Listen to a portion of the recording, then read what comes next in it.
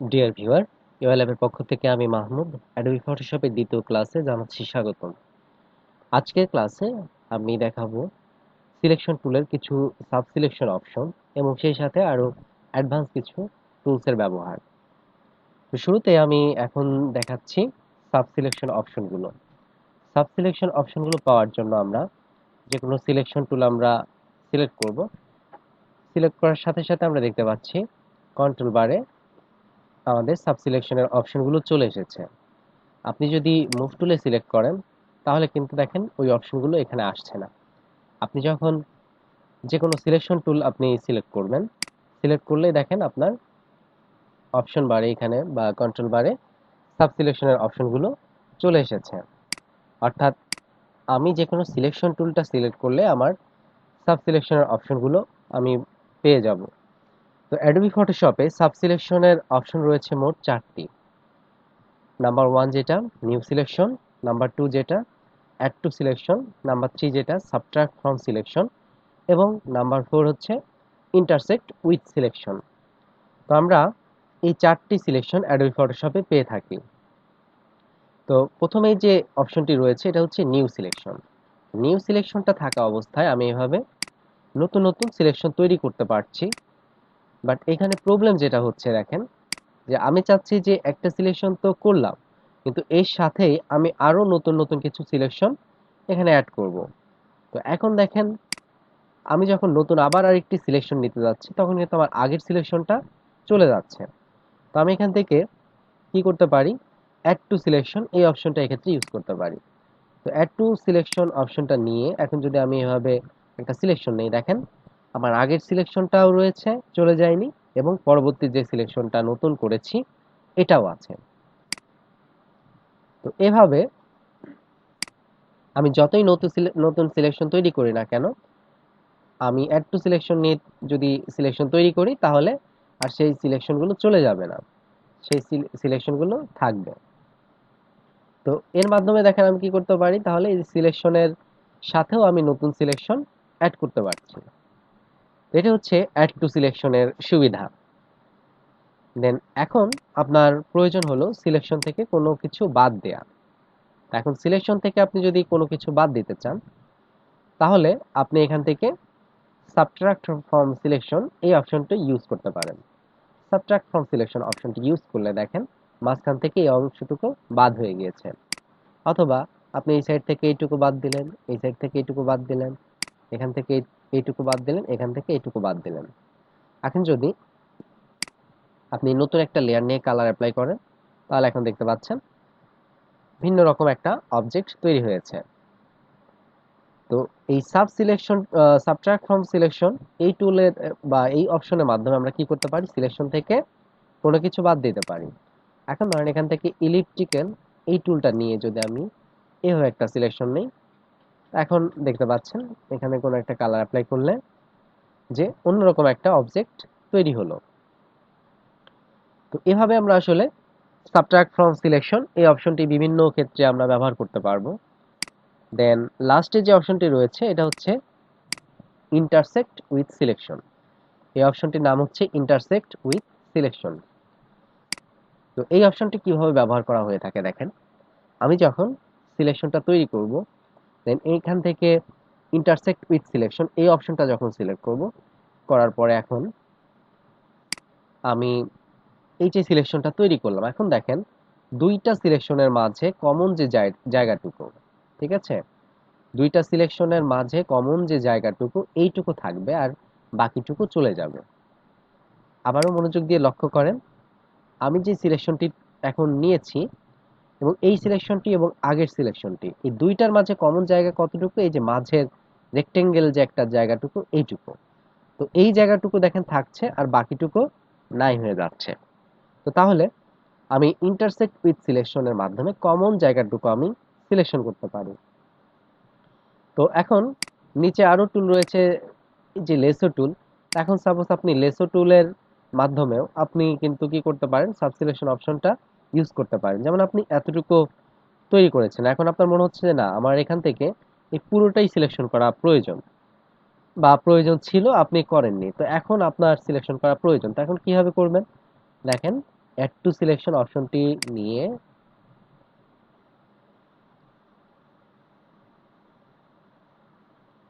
এই যে এভাবে দেখেন অ্যাড টু সিলেকশন অপশনটি নিয়ে আমি কি করলাম, আমি পুরোটা সিলেকশন কমপ্লিট করে ফেললাম। ঠিক আছে, তো তাহলে এটা নট অনলি রেক্টেঙ্গুলার মার্কিউ টুল বা ইলিপ্টিক্যাল মার্কিউ টুলের ক্ষেত্রে, এটা এই ধরনের সিলেকশনের ক্ষেত্রেও কিন্তু ব্যবহার করা যাবে। সাপোজ এখান থেকে আপনি এতটুকু সিলেকশনের মধ্যে আপনি অন্তর্গত করতে চাচ্ছেন, এই যে দেখেন এখন কিন্তু এই পুরোটাই সিলেকশনের মধ্যে চলে আসছে।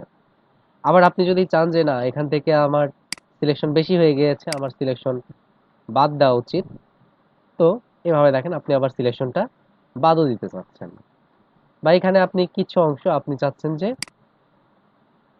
ফাঁকা থাকুক, সিলেকশনের বাইরে থাকুক।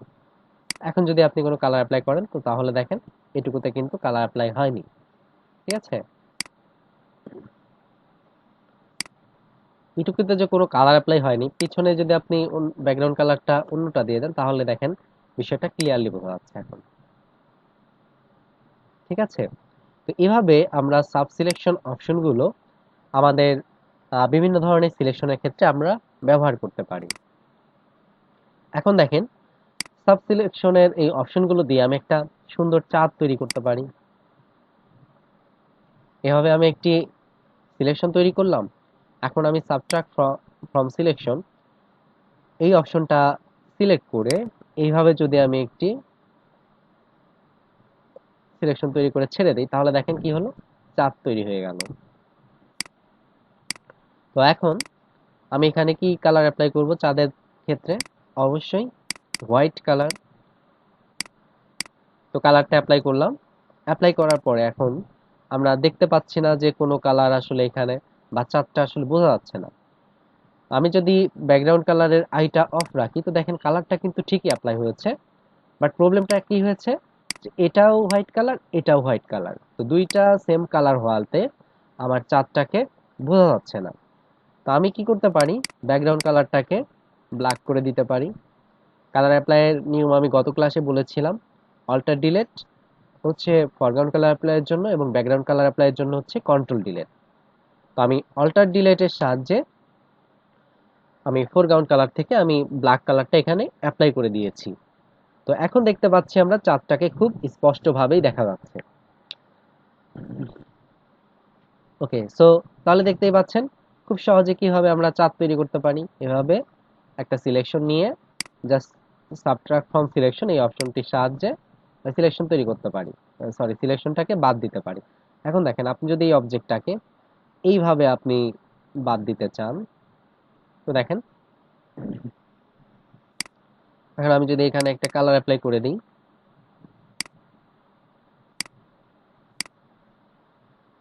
তো দেখেন এটা আবার আরেক ধরনের একটা অবজেক্ট তৈরি হলো। ধরেন আমি চাচ্ছি যে এরকম একটা সিলেকশন, তো এইখান থেকে এই পর্যন্ত আমি চাচ্ছি যে বাদ দিয়ে দিব। ঠিক আছে, এখান থেকে এই পর্যন্ত আমি বাদ দিয়ে দিব। তাহলে এখন আমরা কিভাবে করতে পারি, ইলিপ্টিক্যাল মার্কিউ টুলটা নিচ্ছি, নিয়ে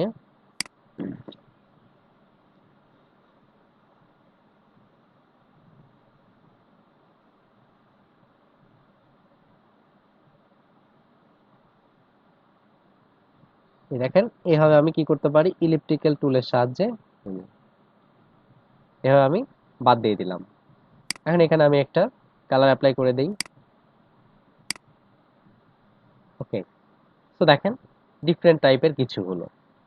তো এভাবে আসলে আমরা কি করতে পারি, এভাবে আমরা সাবট্রাক্ট ফ্রম সিলেকশন এই অপশনের সাহায্যে আসলে বিভিন্ন ধরনের সিলেকশন আমরা তৈরি করতে পারি।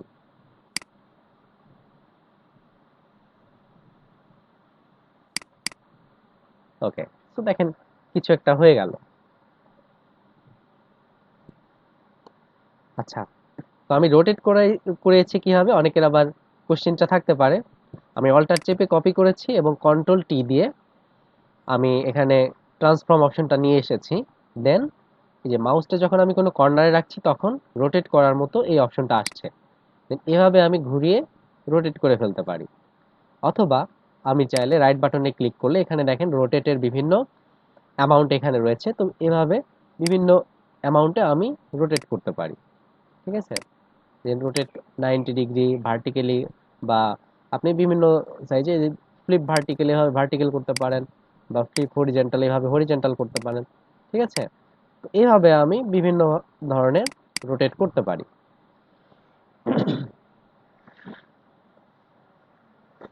ওকে, সো আমি সাব সিলেকশনের অপশনগুলো দেখলাম।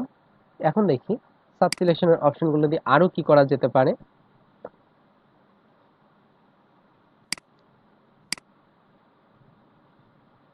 দেন আমি চাচ্ছি এখানে এরকম ভাবে একটি কানের মতো কিছু হবে। দেন তারপরে এখান থেকে আমি সাবট্রাক্ট ফ্রম সিলেকশন এই অপশনটি নিচ্ছি।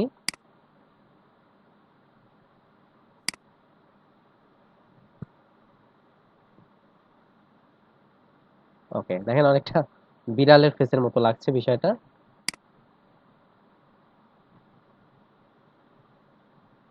ওকে, এখন যদি আমি এখানে একটা কালার অ্যাপ্লাই করি।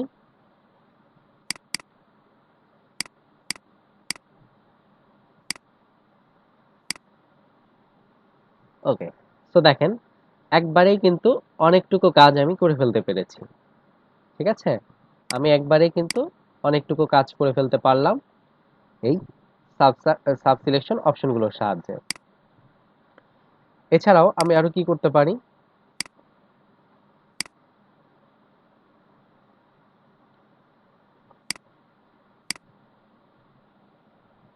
আমি এভাবে একটি সিলেকশন নিলাম। দেন সিলেকশন নেওয়ার পরে আমি এখান থেকে অ্যাড টু সিলেকশন এই অপশনটি যদি ইউজ করি, এই অপশনটি ইউজ করলে দেন এখন আমি চাচ্ছি সাবট্রাক্ট ফ্রম সিলেকশন অপশনটি নিয়ে ভিতরে আমি একটু জায়গা তৈরি করব বা জায়গা ফাঁকা রাখবো। তো এখান থেকে ইলিপ্টিক্যাল মার্কিউ টুলটা নিচ্ছি। দেন এখানে কিছু একটা নিলাম, দেন এখানে আমি আরেকটা নিচ্ছি।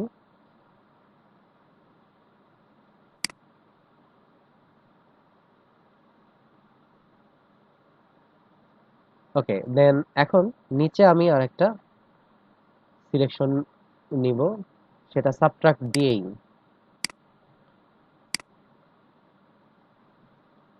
ওকে, দেন এখন আমি নিচে আরো একটি সিলেকশন দিব, অ্যাড টু সিলেকশন অপশনটি সিলেক্ট করে দেন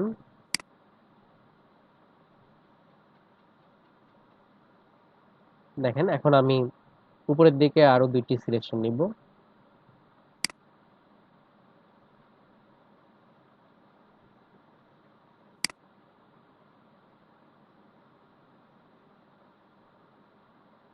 ওকে, দেন এখন আমি এখান থেকে অ্যাড টু সিলেকশন অপশনটি নিব।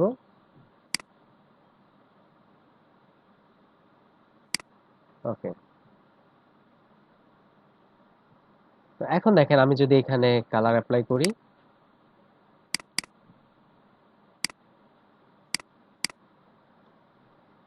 ওকে, সো দেখেন একবারেই কিন্তু অনেকটুকু কাজ করে ফেলা গেল সাব সিলেকশন অপশনগুলো ইউজ করার মাধ্যমে।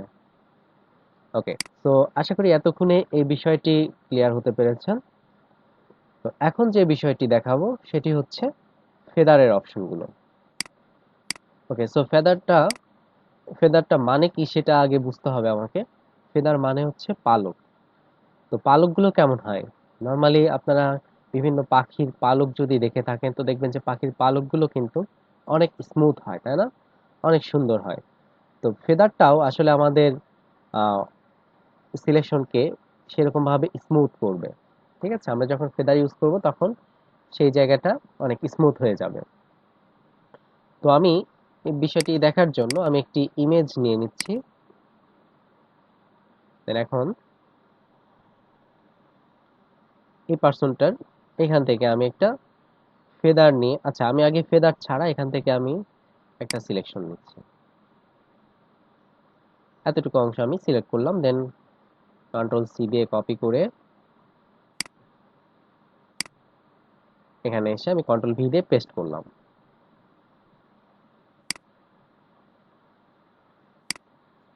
তো দেখেন এখানে কন্ট্রোল ভি দিয়ে যখন আমি পেস্ট করেছি, তো অবজেক্টটা হার্ডলি কিন্তু এখানে অ্যাপ্লাই হয়েছে, অর্থাৎ মানে কেমন একটু কাটা কাটা একটা ভাব লাগতেছে। তো আমি এখানে এখন সিলেকশন করার আগে এখানে আমি একটা ফেদারের অ্যামাউন্ট দিয়ে দিব।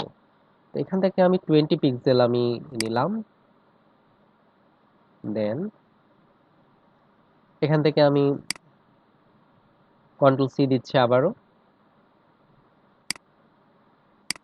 Then এবার এখানে এসে আমি আবার কন্ট্রোল ভি দিয়ে পেস্ট করলাম। তো এখন দেখেন অ্যাপ্লাইটা হয়েছে কিভাবে, খুবই স্মুথলি অ্যাপ্লাই হয়েছে।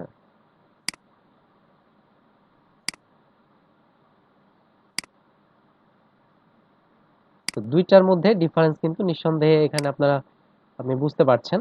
দেখেন এখানে কি হয়েছে, একটার ক্ষেত্রে এটা দেখেন মনে হচ্ছে হার্ডলি বা কাটা কাটা হয়ে আছে।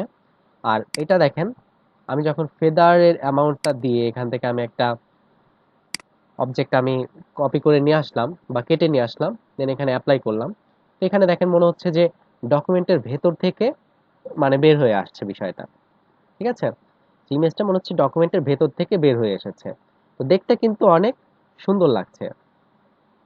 তো এভাবে আপনি ফেদারের বিভিন্ন ধরনের অ্যামাউন্ট ইউজ করতে পারেন। যেমন এখানে রয়েছে 20 পিক্সেল, আমি এখান থেকে যদি 30 পিক্সেল দেই তাহলে আরো বেশি মাত্রায় ফেদারটা অ্যাপ্লাই করা যাবে। কন্ট্রোল সি দিলাম, এনে এসে কন্ট্রোল ভি দিচ্ছি।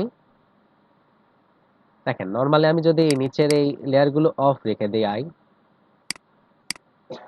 তবু দেখেন এখানে দেখতে কিন্তু অনেক সুন্দর লাগছে।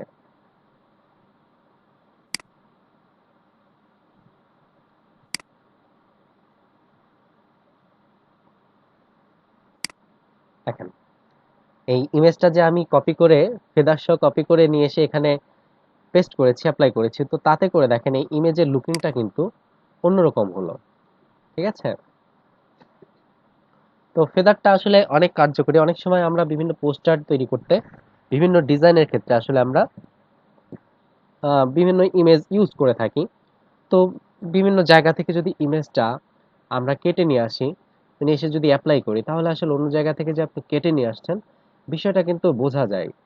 বাট আপনি যদি কোনো ফেদার একটু অ্যামাউন্ট দিয়ে নেন, নির্দিষ্ট একটা পরিমাণে আপনি যদি ফেদারের অ্যামাউন্টটা দিয়ে কেটে নিয়ে আসেন, দেন যদি অ্যাপ্লাই করেন তাহলে দেখেন এরকম খুব সুন্দরভাবে স্মুথলি আপনার ইমেজটা অ্যাপ্লাই করা যাবে এবং দেখতেও এটা অনেক সুন্দর লাগবে।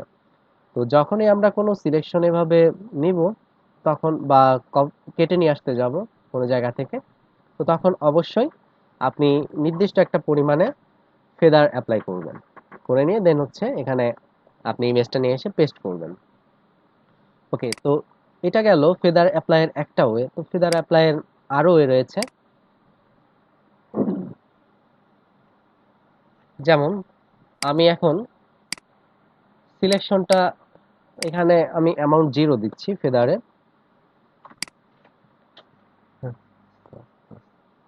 এখান থেকে আমি ফেদারের অ্যামাউন্টটা এখন এখানে 0 আছে, ফেদারের অ্যামাউন্টটা 0 আছে। তো আমি এখন যদি এখন কপি করি তাহলে কিন্তু কাজ হবে না, বা এখন অ্যামাউন্টটা 0 আছে, আপনার আগে ফেদারটা দেওয়ার কথা এখানে মনে ছিল না। তো এখন যদি আপনি এখানে একটা অ্যামাউন্ট দেন, এখন যদি এখানে আপনি অ্যামাউন্ট দেন তাহলে কিন্তু এটা কোনো কাজ করবে না। দেখেন আমি যদি এখন কপি করি কন্ট্রোল সি দেই, দেন আমি কোনো ডকুমেন্টে গিয়ে অ্যাপ্লাই করি, কন্ট্রোল ভি দিলাম, দেখেন ফেদারটা কিন্তু অ্যাপ্লাই হয়নি। ঠিক আছে, দেখেন ফেদারটা কিন্তু অ্যাপ্লাই হয়নি। তো আপনাকে কখন ফেদারটা নিয়ে কাজ করতে হবে বা কখন ফেদারটা কাজ করবে, যখন আপনি এখান থেকে এই সিলেকশন টুলটা সিলেক্ট করার সাথে সাথে এখানে একটা অ্যামাউন্ট আগে দিয়ে দেবেন, অর্থাৎ ডকুমেন্টের সিলেকশন নেওয়ার আগেই আপনি এখানে যখন একটা অ্যামাউন্ট দিবেন, তো তখন আপনি যদি সিলেকশনটা নিয়ে আপনি কপি করে দেন পেস্ট করেন এখানে বা অ্যাপ্লাই করেন এখানে, দেন এখন দেখেন ফেদারটা অ্যাপ্লাই হয়েছে। ওকে, সো আশা করি বিষয়টা বুঝতে পেরেছেন। তো এখন ধরেন কোনো সময় আপনি কাজ করার ক্ষেত্রে এখানে আপনার অ্যামাউন্ট 0 আছে, বাট আপনি এখানে সিলেকশনটা করে ফেলেছেন। তো এখন আমরা সিলেকশন করার পরেও চাইলে ফেদারটা অ্যাপ্লাই করতে পারি। তো সেক্ষেত্রে কি করতে হবে? আমার মাউসটা সিলেকশনের মাঝে নিয়ে আসতে হবে, দেন রাইট বাটনে ক্লিক করতে হবে। রাইট বাটনে ক্লিক করলে আমরা এখান থেকে ফেদারের অপশন দেখতে পাচ্ছি, দেন এখান থেকে ফেদারের অ্যামাউন্ট আমি দিয়ে দিব। তো এখান থেকে আমি একটা সাইজে ফেদারের অ্যামাউন্টটা আমি দিলাম, দেন কন্ট্রোল সি দিয়ে কপি করলাম। দেখেন এখানে কিন্তু ফেদারের অ্যামাউন্ট 0 আছে, বাট আমার ফেদারটা অ্যাপ্লাই হবে। কন্ট্রোল ভি দিলাম, দেখেন ফেদারটা অ্যাপ্লাই হয়েছে। ঠিক আছে, তার মানে বিষয়টা হচ্ছে কি, যে আমি যখন এখানে কোনো সিলেকশনে করার পরে এখানে ফেদারটা আমি দেইনি, অর্থাৎ সিলেকশন করার আগেও ফেদার দেওয়ার কথা মনে নাই, তো আমি কি করব, মাউসটা মাঝে নিয়ে এসে সিলেকশনের মাঝে নিয়ে এসে রাইট বাটনে ক্লিক করলে, এখানে ফেদারে ক্লিক করলে আমি ফেদারের অ্যামাউন্টটা এখানে দিতে পারবো, দিয়ে আমি ফেদারটা ইউজ করতে পারবো। আচ্ছা, এছাড়াও ফেদার অ্যাপ্লাইয়ের আসলে আরো অপশন রয়েছে। যেমন আমরা সিলেক্ট থেকে, আচ্ছা আগে সিলেকশন করতে হবে, দেন সিলেক্ট থেকে মডিফাই, দেন এখান থেকে দেখতে পাচ্ছেন ফেদার, অথবা শর্টকাট হচ্ছে শিফট F6। এখান থেকেও আপনি চাইলে ফেদারটা অ্যাপ্লাই করতে পারেন, বা ফেদারটা আপনি এখান থেকে ইউজ করতে পারেন। তো এখন ফেদারের বিষয়টা আমরা দেখলাম। এখন ফেদারের এখানে অ্যাপ্লাইয়ের ক্ষেত্রে আরেকটা ঝামেলা আছে। আপনি যখন ফেদার নিয়ে কাজ করবেন, তো অনেক সময় এরকম হতে পারে যে আপনি এখান থেকে অ্যামাউন্ট নিয়েছেন 500, আপনি 50 দিতে গিয়ে আপনি এখান থেকে 500 দিয়ে ফেলেছেন। এখন এখানে যদি আপনি এভাবে একটা সিলেকশন নেন, দেখেন কি হচ্ছে, এখানে একটা মেসেজ শো করছে, একটা প্রবলেম চিহ্ন চলে এসেছে। কি ওয়ার্নিং? ওয়ার্নিংটা হচ্ছে no pixels are more than 50% selected, the selection edges will not be visible. ঠিক আছে, অর্থাৎ আপনি যে এখানে ফেদারের অ্যামাউন্টটা দিচ্ছেন আর আপনি যে এখানে সিলেকশনটা নিচ্ছেন, এই দুইটার সাথে আসলে সাইজের ক্ষেত্রে ম্যাচ করছে না। আপনার এখানে যদি সিলেকশন, আপনি এখানে ফেদার অ্যামাউন্টটা দিয়েছেন 500 পিক্সেল, তো আপনার এখানে সিলেকশনটা হওয়া উচিত 1000 পিক্সেল। ঠিক আছে, আপনার এখানে দিয়েছেন কত, 500 পিক্সেল, বাট আপনার এখানে তাহলে সিলেকশনটা নিতে হবে কত, আপনার সিলেকশনটা নিতে হবে এখানে কমপক্ষে 1000 পিক্সেল, তাহলে পরে ফেদারটা অ্যাপ্লাই করা যাবে। ওকে, সো এই বিষয়গুলো আসলে কাজের ক্ষেত্রে আমাদেরকে মেনটেন করতে হবে, বা কাজের ক্ষেত্রে এই বিষয়গুলো আমাদেরকে মনে রাখতে হবে। তো যেই প্রবলেমগুলো হতে পারে, সেই প্রবলেমগুলো সলিউশন আমি আগে থেকেই দিয়ে দিলাম, যাতে করে পরবর্তীতে কাজের ক্ষেত্রে আপনার কোনো প্রবলেম না হয়। ওকে, দেন ফেদারের পরে যে বিষয়টি আমরা পাচ্ছি সেটা হচ্ছে অ্যান্টি অ্যালাইজ। অ্যান্টি অ্যালাইজ অপশনটিও খুবই গুরুত্বপূর্ণ একটি অপশন। দেখেন আমি এখানে অ্যান্টি অ্যালাইজের টিক চিহ্নটা আমি উঠিয়ে দিচ্ছি আগে, দেন এখানে একটা আমি কালার অ্যাপ্লাই করব।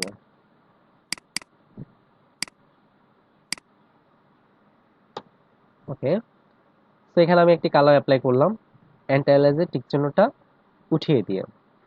তো এখানে কালার যখন আমি অ্যাপ্লাই করেছি, তো এখানে দেখতে পাচ্ছেন চারপাশে কেমন কাটা কাটা অবজেক্ট দেখা যাচ্ছে, মানে চারপাশে কেমন কাটা কাটা একটা ভাব লাগছে। তো এই ধরনের অবজেক্ট দেখতে কি ভালো লাগে? নিঃসন্দেহে এই ধরনের অবজেক্ট দেখতে ভালো লাগছে না, স্মুথ হয়নি। তো আমাকে কি করতে হবে, এখন আমি এখানে একটি টিক চিহ্ন দিয়ে নিচ্ছি অ্যান্টি অ্যালাইজে, অর্থাৎ অ্যান্টি অ্যালাইজ অপশনটি অ্যাক্টিভ করে নিলাম। দেন এখন আমি সেম ভাবে আবারও একটি সিলেকশন নেই, দেন এখন আমি এখানে অ্যাপ্লাই করব। তো দেখেন দুইটার মধ্যে ডিফারেন্সটা খুব সহজেই বোঝা যাচ্ছে। এটার ক্ষেত্রে দেখেন আউটসাইডের যে অবজেক্টগুলো কেমন কাটা কাটা লাগছে, আর এটা দেখেন স্মুথ লাগছে। তো এই অ্যান্টি অ্যালাইজ অপশনটা আমি সিলেক্ট করে কাজ করাতে কি হয়েছে, এরকম স্মুথ হয়েছে বিষয়টা। তো অ্যান্টি অ্যালাইজের মধ্যে আসলে বিষয়টা কি, যে অ্যান্টি অ্যালাইজের টিক চিহ্নটা রাখলে বা এটা অ্যাক্টিভ রাখলে কেন এত সুন্দরভাবে অবজেক্টটাতে কালার অ্যাপ্লাই হলো বা অবজেক্টটা এরকম স্মুথ দেখা যাচ্ছে? এটার কারণ হচ্ছে অ্যান্টি অ্যালাইজ লাস্ট পিক্সেলকে শ্যাডো ক্রিয়েট করে। দেখেন দুইটা অবজেক্টের মধ্যে ডিফারেন্স গুলো, এটাতে অ্যান্টি অ্যালাইজের টিক চিহ্ন ছিল না, আর এটাতে অ্যান্টি অ্যালাইজের টিক চিহ্ন ছিল, অর্থাৎ অ্যান্টি অ্যালাইজটা অ্যাক্টিভ ছিল। তো এই অবজেক্টটাতে দেখেন লাস্ট যে পিক্সেলগুলো, এই লাস্ট পিক্সেলগুলো শ্যাডো ক্রিয়েট হয়েছে, এগুলোতে শ্যাডো ক্রিয়েট হয়েছে। তো যে কারণে আপনার এটাকে দেখতে স্মুথ লাগছে। আর এইগুলোতে দেখেন লাস্ট পিক্সেলগুলোতে কোনো শ্যাডো নাই, হার্ডলি অ্যাপ্লাই হয়ে আছে। তো যে কারণে এটা দেখতে এরকম কাটা কাটা লাগছে, একই পরিমাণ জুমে এটাকে দেখতে কাটা কাটা লাগছে, আর এটা দেখেন স্মুথ লাগছে। তো আমাদের কখনো আসলে এরকম প্রয়োজন হবে না যে এরকম অবজেক্টটা দেখতে এরকম কাটা কাটা লাগুক বা এরকম খারাপ লাগুক। আমাদের কিন্তু সবসময় চাওয়া থাকে যে অবজেক্টটা দেখতে সুন্দর হবে, এটাই। সো সেজন্য আমরা কি করব, অলওয়েজ অ্যান্টি অ্যালাইজের টিক চিহ্নটা অন রাখবো। আর এখানে আরেকটি বিষয় বলে রাখি, অ্যান্টি অ্যালাইজটা কিন্তু রেক্টেঙ্গুলার বা অন্যান্য টুলের ক্ষেত্রে ইউজ করা যায় না, এটা শুধুমাত্র ইলিপ্টিক্যাল মার্কি টুলের ক্ষেত্রেই ইউজ করা যায়। ওকে, সো আমরা অলওয়েজ অ্যান্টি অ্যালাইজের টিক চিহ্নটা অন রাখবো। দেন যে বিষয়টি আমরা পাচ্ছি এখানে, এটা হচ্ছে সিলেকশনের স্টাইল। অ্যাডোবি ফটোশপে সিলেকশনের স্টাইল তিন ধরনের: নরমাল, ফিক্সড রেশিও এবং ফিক্সড সাইজ। তিন ধরনের আমরা অপশন দেখতে পাচ্ছি: নরমাল, ফিক্সড রেশিও এবং ফিক্সড সাইজ। তো এখান থেকে নরমালেই বেসিক্যালি থাকে সব সময়। তো নরমালে থাকা অবস্থায় আপনি আপনার ইচ্ছা মতো সিলেকশন তৈরি করতে পারেন, যে কোনো সাইজে আপনি আপনার ইচ্ছা মতো সিলেকশন তৈরি করতে পারছেন।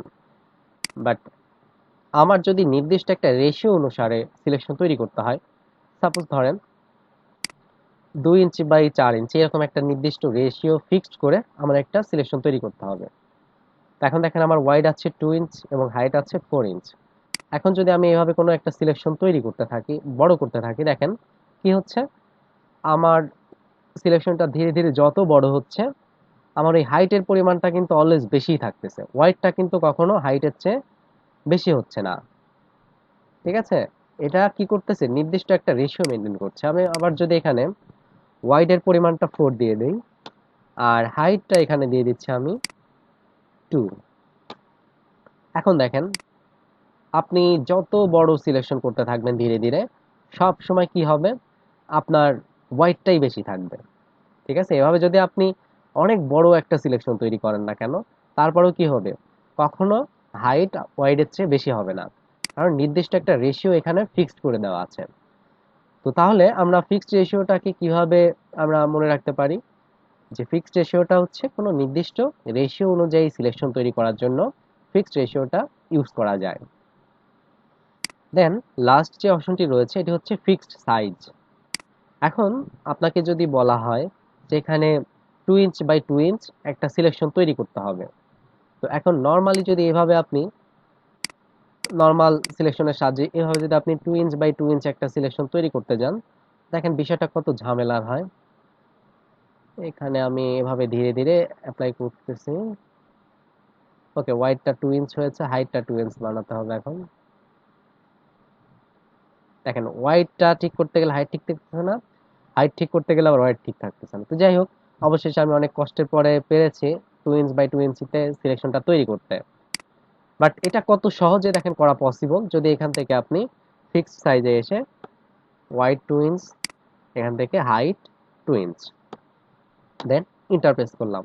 এখন জাস্ট এখানে যদি আমি একটা ক্লিক করি, তাহলে দেখেন 2 ইঞ্চ বাই 2 ইঞ্চিতে একটা সিলেকশন অটোমেটিক তৈরি হয়ে গেছে। তো আমি নর্মালি করলে যেরকম আমার কষ্ট করতে হচ্ছিল, বা আমি অ্যাকুরেট করতে পারছিলাম না, বা অ্যাকুরেট করতে পারলেও অনেক কষ্টে অ্যাকুরেট করতে হয়েছে, বাট এখানে দেখেন আসলে কত সহজে আপনি অ্যাকুরেট একটা সিলেকশন তৈরি করলেন। তো তাহলে এটা খুবই কিন্তু কার্যকরী একটা অপশন, ফিক্সড সাইজ। তো এখান থেকে আমি তাহলে ফিক্সড সাইজটা ইউজ করে খুব সহজেই একটি সিলেকশন তৈরি করতে পারি। জাস্ট এটা নিয়ে কি কাজটা হচ্ছে, এখানে নির্দিষ্ট একটা অ্যামাউন্ট দিতে হবে, অ্যামাউন্টটা দিয়ে জাস্ট ডকুমেন্টে একটা ক্লিক করতে হবে। তো তাহলে একটা নির্দিষ্ট সাইজে সিলেকশন তৈরি হয়ে যাবে। ওকে, সো আমাদের কাজের প্রয়োজনে আসলে এই অপশনগুলো ব্যবহার করা হবে, এক এক সময় এক একটি অপশন আমাদের প্রয়োজন হবে। ওকে, তো ফিক্সড সাইজে সিলেক্ট থাকা অবস্থায় কিন্তু আপনি চাইলে এই যে ইচ্ছা মতো সিলেকশন করতে পারবেন না।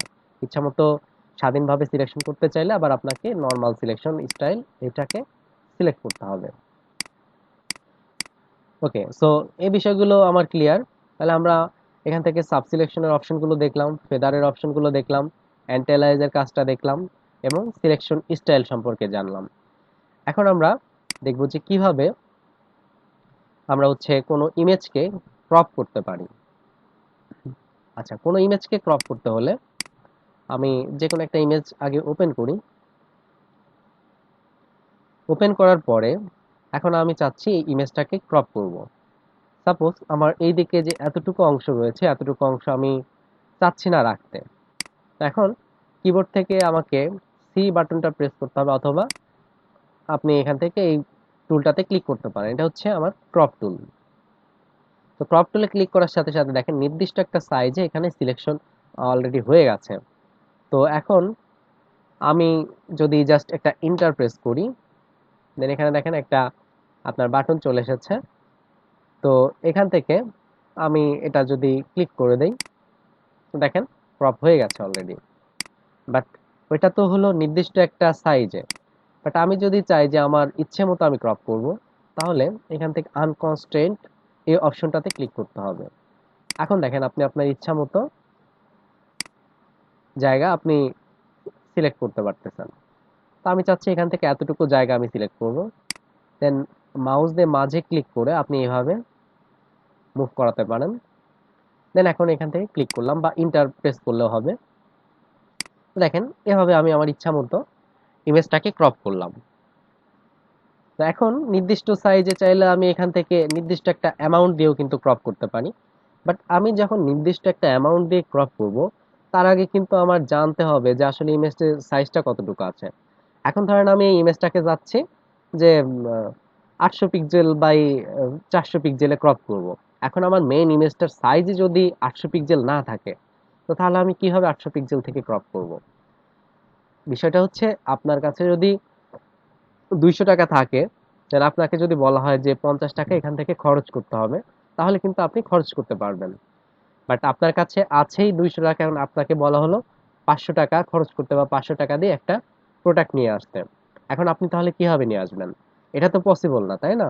তো এখন আমাকে তাহলে নির্দিষ্ট একটা সাইজে ক্রপ করতে হলে আগে সেই ইমেজের সাইজটা কতটুকু রয়েছে, সেই বিষয়টা কিন্তু আগে আমাকে জানতে হবে। ওকে, সো এখন ইমেজের সাইজটা তাহলে আমরা কিভাবে জানবো? ইমেজের সাইজটা জানার জন্য আমাকে যেতে হবে ইমেজ, ইমেজ থেকে ইমেজ সাইজ, অথবা এটার শর্টকাট দেখতে পাচ্ছেন অল্টার কন্ট্রোল আই। আমরা ইমেজ থেকে ইমেজ সাইজে ক্লিক করব, অথবা কিবোর্ড থেকে শর্টকাটের মাধ্যমে এই অপশনটাতে আসতে পারি। সেজন্য অল্টার কন্ট্রোল আই বাটনটা প্রেস করতে হবে। ওকে, তো এখন দেখেন ইমেজ সাইজের আমরা অপশনটা এখানে দেখতে পাচ্ছি। দেন এখানে আমরা ওয়াইড কতটুকু এবং হাইট কতটুকু ডিটেলস আমরা এখানে দেখতে পাচ্ছি। এখানে ওয়াইড রয়েছে 1920 পিক্সেল এবং হাইট রয়েছে 1080 পিক্সেল। তো এখন যদি আমি নির্দিষ্ট একটা সাইজে ক্রপ করতে চাই, সাপোজ ধরেন ফেসবুক কভার ফটোর সাইজ হচ্ছে 851 পিক্সেল বাই 315 পিক্সেল।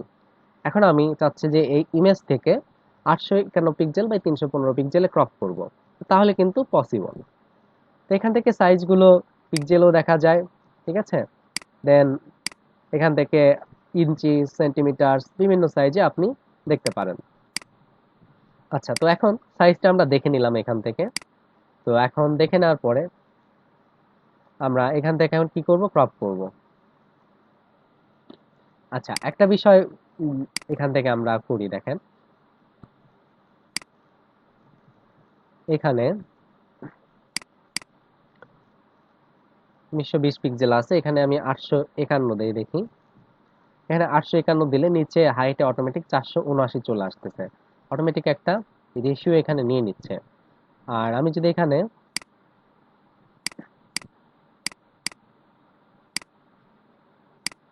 এই অপশনগুলো দেখেন, এখানে কি করা আছে?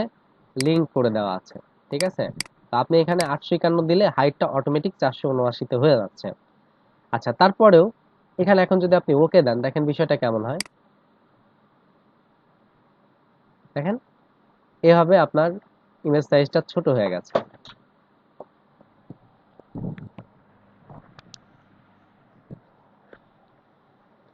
ইমেজ সাইজটা ছোট হয়ে গেছে, বাট আসলে রেশিওটা ওইভাবে ঠিক থাকছে না। তো এই জন্য আপনাকে যেটা করতে হবে, ক্রপ টুল দিয়ে যদি আপনি করেন এখান থেকে, এখান থেকে আমি 851 পিক্সেল নিচ্ছি, দেন এখান থেকে 315 পিক্সেল নিচ্ছি। দেন এখন আমি আমার পছন্দনীয় জায়গাটুকু আমি সিলেক্ট করে নিব এভাবে। আমি চাচ্ছি এতটুকু অংশ থাকবে, দেন ক্লিক করলাম। ওকে, সো এই ইমেজটুকু কিন্তু এখন 851 পিক্সেল বাই 315 পিক্সেল হয়ে গেছে। আমি যদি সাইজটা আবার চেক করে আসি, ইমেজ থেকে ইমেজ সাইজে যাই, এখন এখানে দেখতে পাচ্ছেন সাইজটা 851 বাই 315 পিক্সেল হয়ে গেছে। তো এভাবে আমরা ক্রপ টুলটা ইউজ করতে পারি। ঠিক আছে, নির্দিষ্ট একটা অ্যামাউন্টের সাহায্যে এভাবে আমরা ক্রপ টুলটা ইউজ করতে পারি। ওকে, তো আপনারা বিভিন্ন পাসপোর্ট সাইজ ছবি বা বিভিন্ন কিছু আপনারা দেখে থাকেন। তো ক্রপ টুলের সাহায্যে আসলে আমরা নির্দিষ্ট অ্যামাউন্টটা ইউজ করে কিন্তু আসলে সেই ছবিগুলো আমরা তৈরি করতে পারি। আচ্ছা, ক্রপ টুলের ব্যবহারটা দেখলাম, দেন আমরা এখন দেখব যে যে কোনো ইমেজের সাইজটা আমরা কিভাবে কমাতে পারি। সাপোজ কোনো ইমেজের সাইজ রয়েছে 8 MB বা এর চেয়েও বেশি, অর্থাৎ ডিএসএলআর দিয়ে যখন কোনো ছবি তোলা হয়ে থাকে, তখন আপনারা জানেন যে ছবিগুলোর সাইজ অনেক বেশি হয়ে থাকে। যেমন এই ছবিটির সাইজ দেখতে পাচ্ছেন 8 মেগাবাইট, 8.10 মেগাবাইট। তো এই ছবিটি যদি আমি আমার কোনো সাইটে আপলোড করি, সাপোজ আমার একটা আমি ওয়েব টেমপ্লেট তৈরি করব, তো ওয়েব টেমপ্লেটের মধ্যে আমি যদি এরকম 8 মেগাবাইটের সাইজের ছবিগুলো যদি আমি ইউজ করি, তো তাহলে আমার টেমপ্লেটটা কিন্তু অনেক ভার হয়ে যাবে। ঠিক আছে, বা যখন কোনো ওয়েবসাইটে এই ধরনের ছবিগুলো ইউজ করা হবে, তো তখন কিন্তু আপনার সাইটটা ব্রাউজ করতে গেলে অনেক সময় প্রয়োজন হবে এবং সাইটটা লোডিং টাইমটা অনেক বেড়ে যাবে। তো এখন আমার ইমেজের লুকিংটা সেম থাকবে বা রেজুলেশন ঠিক থাকবে, বাট আমার সাইজটা কমে যাবে। তো এই বিষয়টা যদি আমার করা আহ, দরকার হয়, তো তাহলে আমরা কিভাবে করতে পারবো? তো এটা করার জন্য আমার অ্যাডোবি ফটোশপে খুব সুন্দর একটা অপশন রয়েছে। সেই অপশনের মাধ্যমে আমরা আসলে এই কাজটি করতে পারি। তো দেখেন, আমি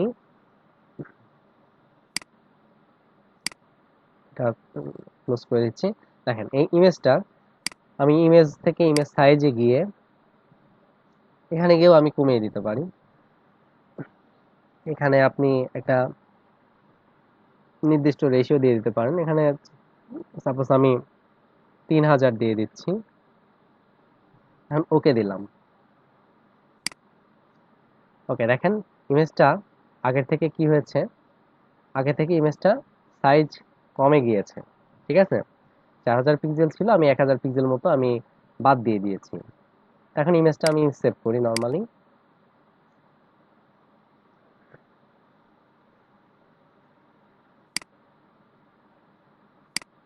ওকে, তো সেভ করার পর এখন আমি ইমেজের সাইজটা দেখি কতটুকু। ইমেজের সাইজটা অলরেডি 3 মেগাবাইটে চলে এসেছে। ঠিক আছে, এটা সাইজ ছিল কত, 4904 বাই 3072 পিক্সেল। আর এই ইমেজের সাইজ কত, 3000 বাই 1879 পিক্সেল। তো প্রায় 2000 পিক্সেল মতো কমানো হয়েছে। তো তাতে করে দেখেন ইমেজের সাইজটা কিন্তু অনেকখানি কমে গিয়েছে। তো এখন আমরা এই অপশনটি ছাড়াও দেখেন আমি কি করতে পারি, আমি রেজুলেশন ওইভাবে কমাবো না, বাট আমার ইমেজের সাইজটা কমবে। তো সেক্ষেত্রে আমি কি করতে পারি, আমি ফাইলে যাব, ফাইল থেকে সেভ ফর ওয়েব অপশনে যাব, ফাইল থেকে সেভ ফর ওয়েব অপশনে যাব। তো এটা শর্টকাট হচ্ছে alter shift control S. Keyboard থেকে আমি অল্টার শিফট কন্ট্রোল এস এই বাটনটা প্রেস করার মাধ্যমেও কিন্তু আমি এই সেভ ফর ওয়েব অপশনে আসতে পারি। আবারও দেখেন, ফাইল থেকে সেভ ফর ওয়েব অথবা অল্টার শিফট কন্ট্রোল এস, দেন এখানে আসলে এখানে আমরা ইমেজটাকে দেখতে পাচ্ছি। তো এটা হচ্ছে অরিজিনাল। এখানে আমি জুমটা কমিয়ে নিতে পারি। দেন এটা হচ্ছে অপটিমাইজড।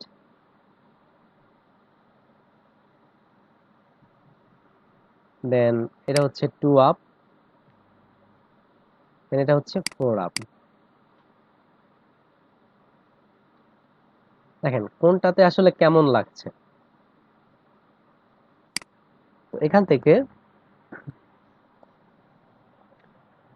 আপনার দুইটা ইমেজের মধ্যে আসলে আপনি পার্থক্যটা এখান থেকে দেখে নিতে পারেন, বা রেজুলেশনের দিকটা, যে আসলে রেজুলেশনটা দুইটার মধ্যে আসলে কতটুকু কম বেশি হচ্ছে। এখান থেকে কম কোয়ালিটিটা কমানো বাড়ানো করে, যেমন এখানে আছে কি low, medium, high, very high, maximum, বেশ কিছু অপশন এখানে রয়েছে। তো এখান থেকে যদি আমি ভেরি হাই অপশনটা দেই, এখানে একটি চেঞ্জ হবে। আমরা কতটুকু আসলে চোখের দেখায় চেঞ্জটা বুঝবো সেটা আসলে বলা যায় না, কারণ হচ্ছে এখানে চেঞ্জগুলো আসলে ওইভাবে পরিলক্ষিত হয় না। আচ্ছা, ভেরি হাই, দেন এখান থেকে আমি শুধু হাই দিয়ে দেখি। দেখেন লুকিং এর ক্ষেত্রে কিন্তু আসলে কোনো চেঞ্জ বোঝা যাচ্ছে না। দেখেন লুকিং এর ক্ষেত্রে চেঞ্জগুলো কিন্তু এভাবে বোঝা যাচ্ছে না।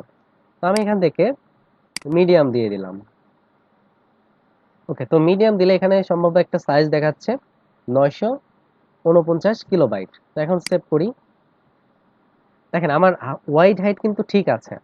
ঠিক আছে, আমার ওয়াইড হাইট যেটা ছিল সেটাই কিন্তু আছে। তো এখানে আমি সেভ করে দিচ্ছি।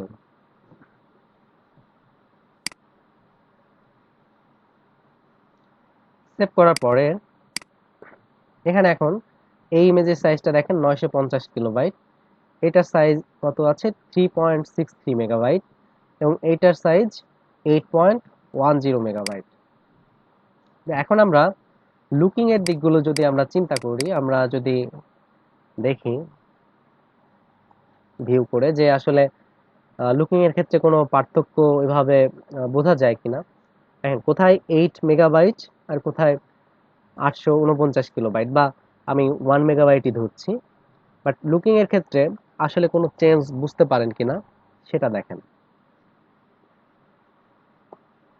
দেখেন আমি কিন্তু একটার পর একটা ইমেজ আমি চেঞ্জ করছি, বাট দেখেন আপনি কিন্তু লুকিংটা আসলে ওইভাবে বুঝতে পারতেছেন না।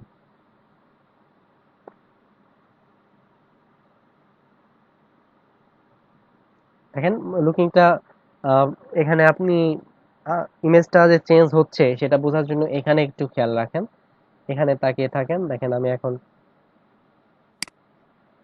চেঞ্জ করছি, দেখেন এই যে দেখেন চেঞ্জ করা হচ্ছে, বাট আমার রেজুলেশনটা কিন্তু নষ্ট হয়ে যায়নি। ঠিক আছে, আমার ইমেজের লুকিংটা কিন্তু ভালোই রয়েছে।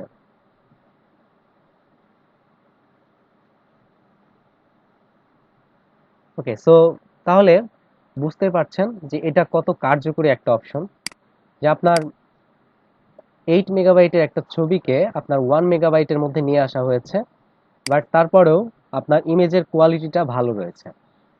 তো এই অপশনটা কিন্তু আমরা আসলে বিভিন্ন কাজে ইউজ করতে পারি, বা অনেক সময় এরকম প্রয়োজন থাকে যে ছবিটা 500 কিলোবাইটের মধ্যে থাকতে হবে, অথবা ছবিটা 2 MB এর মধ্যে থাকতে হবে। তো এই যে বিষয়গুলো, এইগুলোর ক্ষেত্রে কিন্তু আমরা কি করতে পারি, সেভ ফর ওয়েব অপশনে গিয়ে আমরা এখান থেকে ছবির কোয়ালিটি গুলো এভাবে দেখে এখান থেকে কোয়ালিটি আমি কমানো বাড়ানো করে। আচ্ছা, এখন ধরেন আপনার এখান থেকে মিডিয়াম অপশন দিলে কোয়ালিটি থাকছে 30, আবার হাই অপশন দিলে এখানে কোয়ালিটিটা কত হয়ে যাচ্ছে 60। এখন ধরেন আমার 30ও দরকার নেই, 60ও দরকার নেই, তাহলে আপনি 50 চাচ্ছেন, তো এখান থেকে ম্যানুয়ালি আপনি 50 করে দিতে পারেন। এবং দুইটা ইমেজ দেখেন কত নিখুঁতভাবে আপনি এখান থেকে দেখতে পাচ্ছেন যে আসলে রেজুলেশনটা কি কতটুকু চেঞ্জ হচ্ছে না হচ্ছে, বা লুকিংটা কেমন পার্থক্য হচ্ছে, সেটা কিন্তু এখান থেকে খুব সহজেই আপনি বুঝতে পারছেন। তো এখান থেকে এভাবে আপনি দেখে নিয়ে, এবং এখান থেকে আপনি এই যে ইমেজের সাইজ কতটুকু কমতেছে, তো এই বিষয়গুলো দেখে নিয়ে আপনি সেভ করে দিতে পারেন, বা এইভাবে আপনি কাজটা করতে পারেন। ওকে, সো আমরা তাহলে দেখলাম যে কিভাবে ইমেজের সাইজকে আমরা কমাতে পারি রেজুলেশনটা ঠিক রেখে। ওকে, তো এখন আমরা আজকে যে টুলগুলো দেখেছি, তো এইগুলোর মাধ্যমে একটি কাজ দেখব।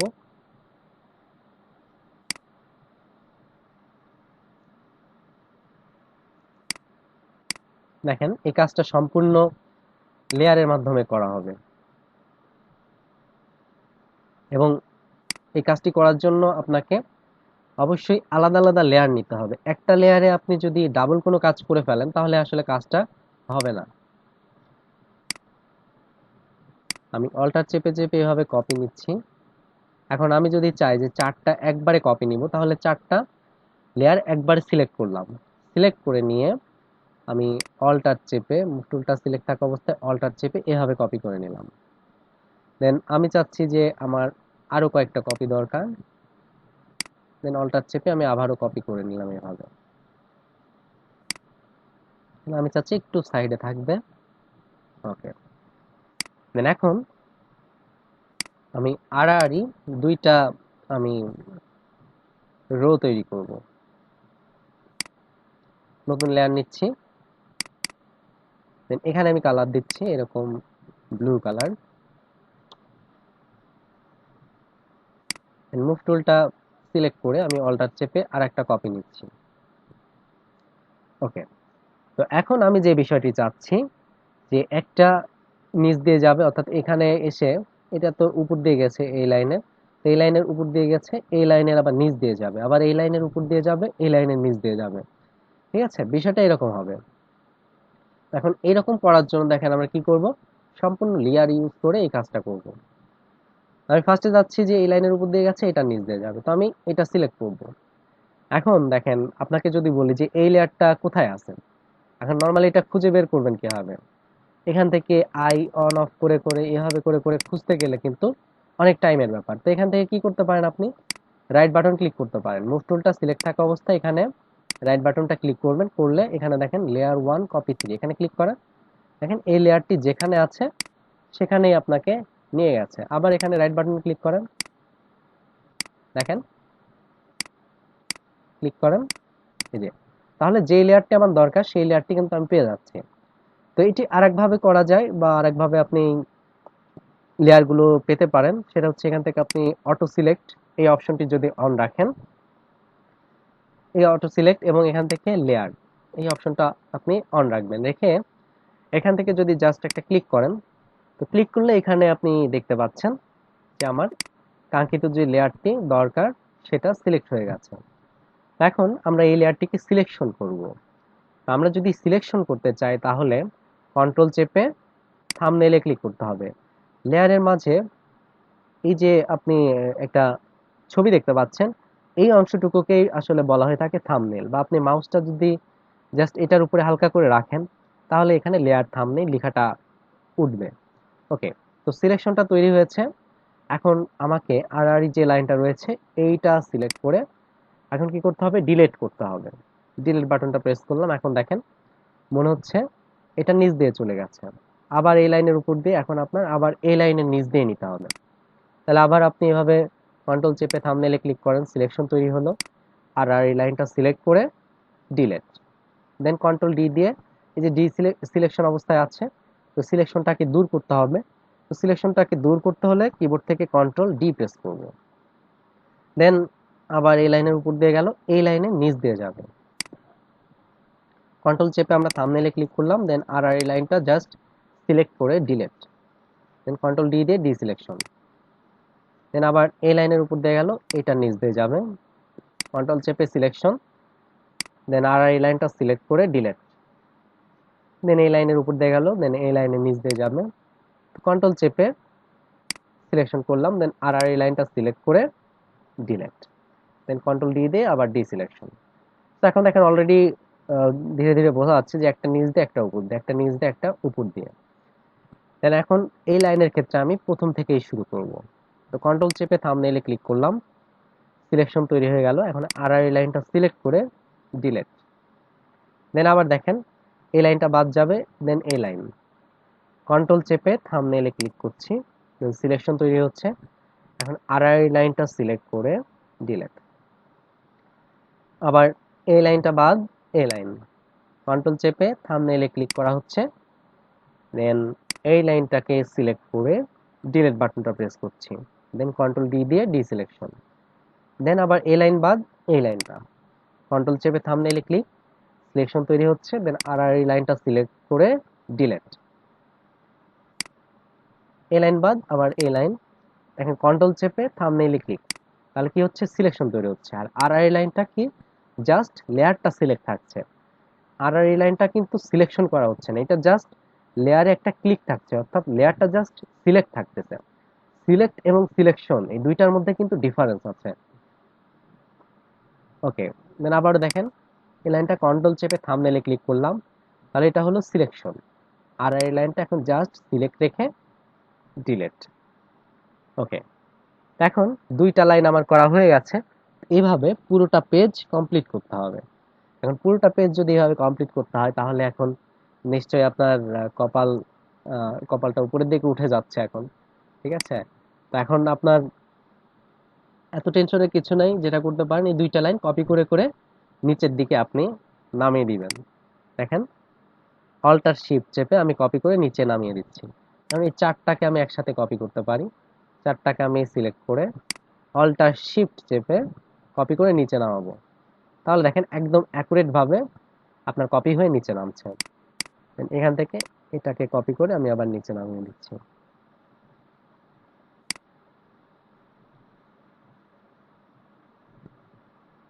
ওকে,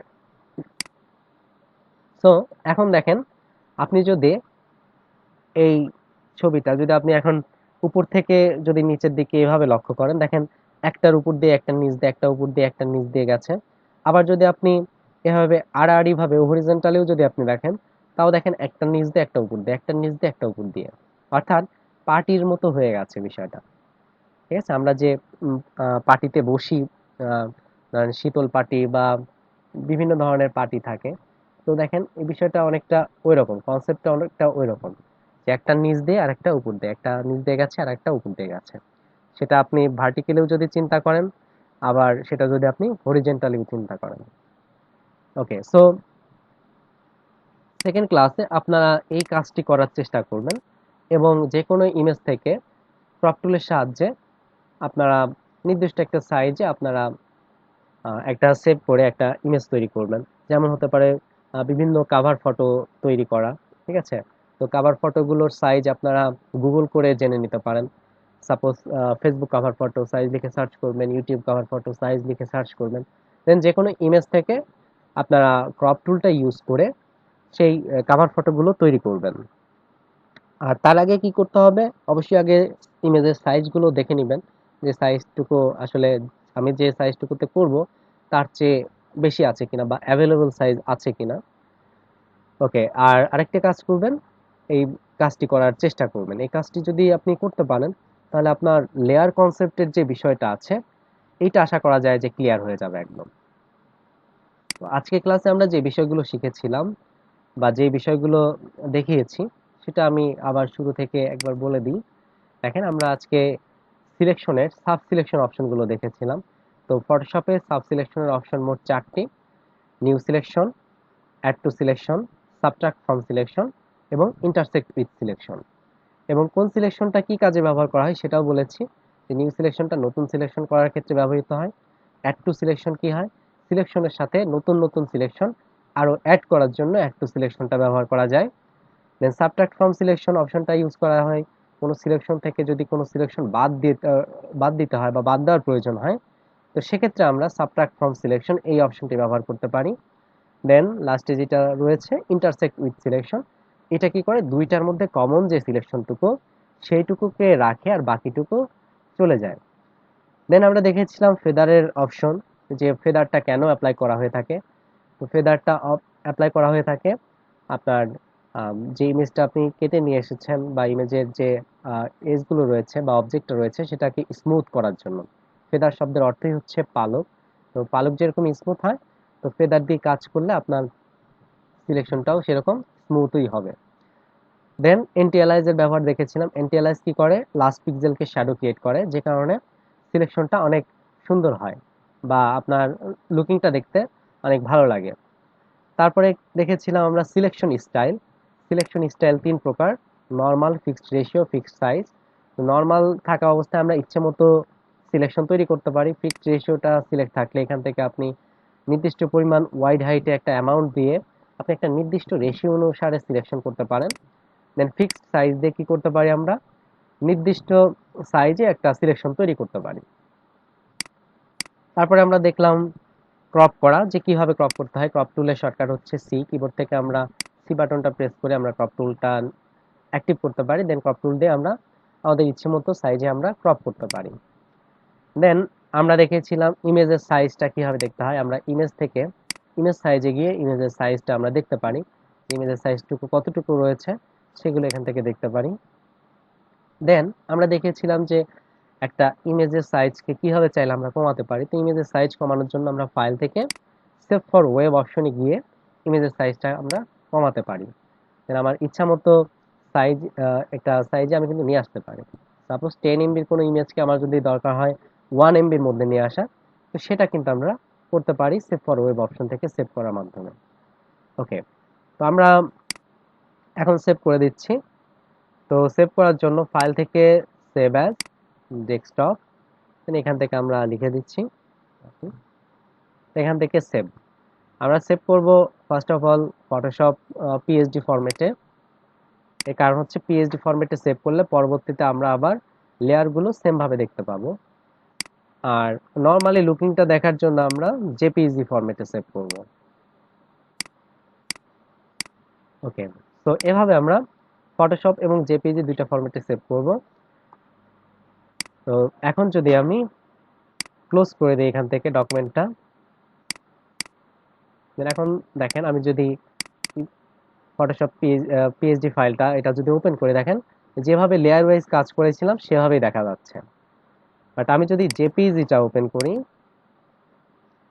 দেখেন জেপিইজিটা ওপেন করলে কিন্তু এখানে এরকম লেয়ার দেখা যাচ্ছে না। তো এই কারণে কিন্তু আমাকে অবশ্যই পিএসডি ফাইলটা সেভ রাখতেই হবে। ওকে, সো ভিউয়ার, আশা করি আজকের ক্লাসটি আপনার ভালো লেগেছে, বা আজকে ক্লাসে যে বিষয়গুলো ছিল বিষয়গুলো বুঝতে পেরেছেন। তো ধন্যবাদ এতক্ষণ ভিডিওটি দেখার জন্য।